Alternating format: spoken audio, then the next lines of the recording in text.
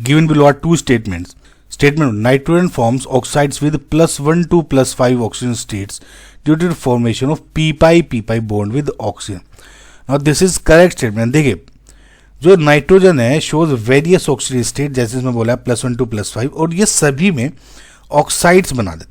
ठीक है, अब क्या होता है कि बट जो नाइट्रोजन है उसके पास सिर्फ और सिर्फ p ऑर्बिटल है, बिकॉज ये सेकेंड पीरियड में आ जाता है. तो एम्प्टी और जो इसके पास p ऑर्बिटल है, d नहीं है, तो क्योंकि खाली p ही ऑर्बिटल है तो ये p-pi ऑर्बिटल ही बनाता है सभी के सब डिफरेंट ऑक्सीजन स्टेट्स के साथ.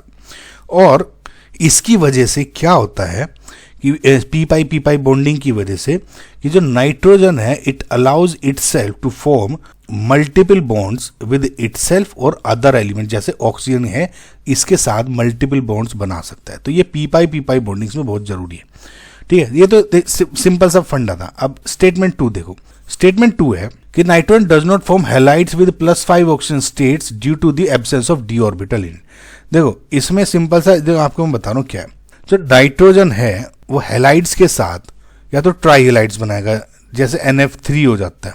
ठीक है, या फिर या ऐसे लिख देता हूँ ट्राई हैलाइड्स, और नाइट्रोजन या हैलाइड्स के साथ पेंटा हैलाइड्स बनाता है. ठीक है, लेकिन जब नाइट्रोजन की बात आती है तो ट्राइहैलाइड तो बना देगा बट डज नॉट फॉर्म पेंटालाइड. लेकिन अगर आप दूसरे एलिमेंट देखते हो जैसे नाइट सेम ग्रुप के 15 के nitrogen, phosphorus, arsenic, antimony, bismuth, ये सब के सब ट्राइहैलाइड भी बना देते हैं और पेंटाहैलाइड्स बनाते हैं. वो इसलिए इसमें और इसमें डिफरेंस क्या आ जाता है कि इसमें no empty d orbital is there, लेकिन इन सब में एम्प्टी d ऑर्बिटल है. समझ में? अब ये क्यों है आपको हल्का सा मैं एक आइडिया दे देता हूं ताकि दिक्कत ना हो. देखो फॉस्फोरस का एग्जाम्पल समझाते हैं.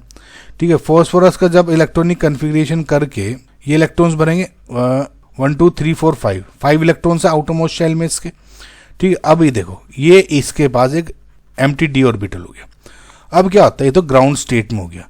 जब एक्साइटेड स्टेट में होगा तो एक इलेक्ट्रॉन इसमें एक्साइट होकर यहाँ चला जाता है. तो उसकी वजह से क्या होता है, देखो जब ग्राउंड स्टेट में है, अच्छा इसको पहले देखने से पहले ये देखो कि जब ग्राउंड स्टेट में है तो 1F 2F 3F, सपोज मैं PF3 की बात करूं तो PF3 बना दिया.